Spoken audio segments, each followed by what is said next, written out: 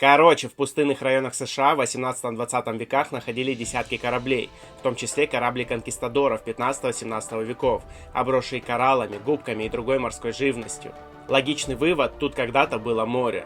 Судя по возрасту кораблей, Калифорния, Аризона, Техас, Мичиган совсем недавно должны были быть под водой. Вот тут вылезает проблемка, найти в почвах многочисленные следы жизнедеятельности морской фауны не удалось, а все морские находки относятся к 200-220 миллионам лет назад. Как же тогда корабли попали в эти края? Ответа нет. С тебя лайк и подписка.